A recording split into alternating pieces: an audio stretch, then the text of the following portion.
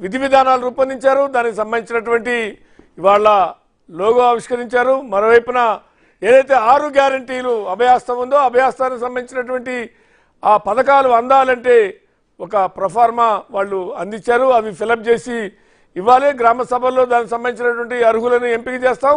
తెల్ల ration card లేకపోయినా ఆందోళన చెందాల్సిన అవసరం లేదు, తెల్ల రేషన్ కార్డు కూడా అప్లై చేసుకోవచ్చు అని చెప్తూనే కొన్ని విధి విధానాలు రూపొందించి దాంట్లో ఒక అప్లికేషన్ ఫామ్ ఇచ్చారు. అప్లికేషన్ ఫామ్ ఫిలప్ చేయాల్సిన అవసరం ఉంది. ఇంతకుముందు ఉన్నటువంటి వాళ్ళు లబ్ధిదారులు కూడా ఆ పథకాన్ని ఆ అప్లికేషన్ ఫిలప్ చేసి ఇవ్వటం అనేటువంటిది అవసరం అనేటువంటి పద్ధతిలో ఉన్నారు. ఇక మరోవైపున ప్రతిపక్షాలు ఇప్పటికే మళ్ళీ ఒక పైన విమర్శలు మొదలుపెట్టాయి. ఇక మరోవైపున ముఖ్యమంత్రి వాళ్ళ మీడియాతో మాట్లాడుతూ 1,00,000 కోట్లు ఏవైతే అవినీతి జరిగిందో దానికి సంబంధించిన అన్నిటి కూడా విచారణ జరిపిస్తాం, ఒక్కొక్కటిగా మేము దాని అంతు తేలుస్తామని చెప్తుంటే ఇక పబ్లిక్ సర్వీస్ కమిషన్ సంబంధించిన కూడా నోటిఫికేషన్ త్వరలో ఇస్తాం. ఎందుకంటే ఇప్పుడు కమిటీ లేదు, కమిటీ లేకుండా ఎగ్జామ్స్ నిర్వహించడానికి రూల్ ఒప్పుకోదు. కాబట్టి రాజీనామాలు ఆమోదించాల్సింది గవర్నర్ దగ్గర పెండింగ్ ఉంది. రాజీనామాలు ఆమోదించిన తర్వాత కొత్త పబ్లిక్ సర్వీస్ కమిషన్ చైర్మన్ని ఇతర కమిటీ సభ్యుల నియామకం జరగాలి. దాని తర్వాత మరి నోటిఫికేషన్లు విడుదల చేయాల్సిన అవసరం ఉంది అనేటువంటి పద్ధతిలో ఉంటే ఇక మరోవైపున కేటీఆర్ వాళ్ళు శ్వేతపత్రం మీద కూడా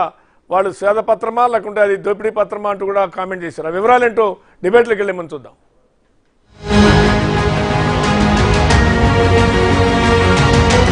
ప్రజాపాలనను పట్టాలెక్కిస్తున్న రేవంత్ సర్కార్.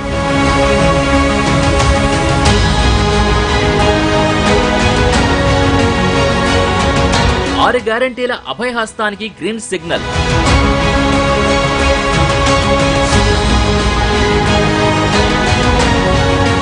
అర్హులైన లబ్ధిదారులకే స్కీములందేలా చర్యలు. గత పాలకుల అవినీతి సొమ్ము కక్కించే వ్యూహం. తెలంగాణలో రాచరిక పాలన అధ్యాయం ముగిసిందని, ప్రజాపాలన రాబోతోందని ప్రమాణ స్వీకారం రోజే చాటి చెప్పారు సీఎం రేవంత్ రెడ్డి. అధికార కుర్చీలో కూర్చున్న రోజు నుంచి దానిని తూచా తప్పకుండా అమలు చేస్తున్నారు. ఇందులో తొలి అడుగుగా ప్రజాపాలన కార్యక్రమానికి శ్రీకారం చుట్టారు.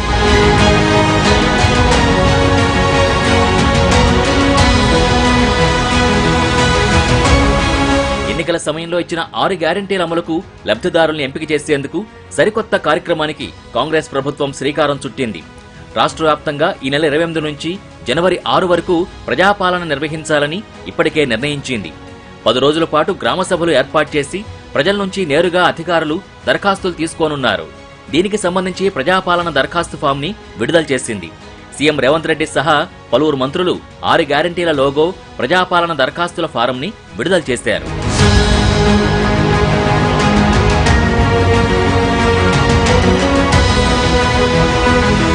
ఒక్కో పథకానికి ఒక్కో అప్లికేషన్ పెట్టుకోవాల్సిన అవసరం లేకుండా అన్నింటికీ ఒకే అప్లికేషన్ ఫామ్ ని సిద్ధం చేసింది రేవంత్ సర్కార్. ఈ ఫామ్ లో వ్యక్తిగత వివరాలు నింపిన తర్వాత వరుసగా మహాలక్ష్మి పథకం, రైతు భరోసా, ఇందిరమ్మ ఇళ్లు, గృహజ్యోతి, చేయూత పథకాలకు సంబంధించిన వివరాలు నమోదు చేయాల్సి ఉంటుంది.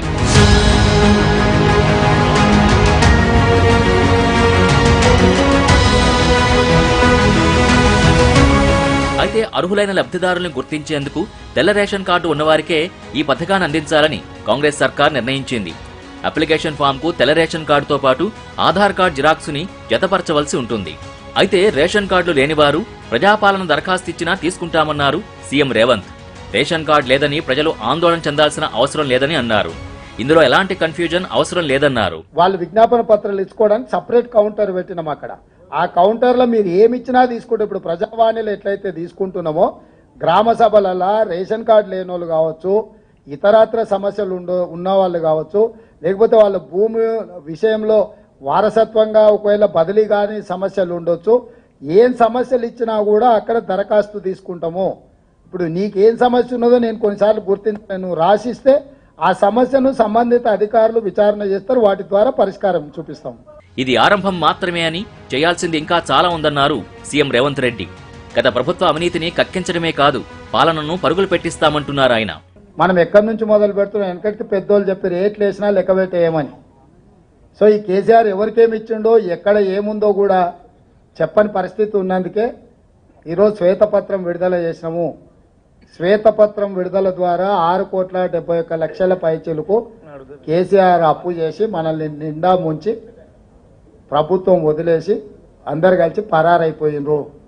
ఈ పరిస్థితిలో నుంచి మనం తేరుకొని ఒక మంచి ఉద్దేశంతో ఆలోచనతోని ప్రభుత్వం ముందుకు వెళ్తుంది. అన్ని విషయాలు పరిగణలోకి తీసుకుంటాం. ఎక్కడెక్కడైతే రాబడులు ఉన్నాయో వాటి అన్నిటిని కూడా తెచ్చుకుంటాం. భేషజాలకు వెళ్లాల్సిన పని లేదు. కేంద్ర ప్రభుత్వం నుంచి మనకు రావాల్సిన నిధులు ఏమన్నా ఉంటే వాటిని తెచ్చుకుంటాం. అన్ని రకాలుగా సమీక్షించుకొని ముందుకు వెళ్లడం జరుగుతుంది. మొత్తానికి తమది గత ప్రభుత్వం తీరుగా గడియల పాలన కాదని, గ్రామాల వద్దకు వెళ్లి సంక్షేమ ఫలాలను అందిస్తామని చెప్పకనే చెబుతున్నారు సీఎం రేవంత్ రెడ్డి.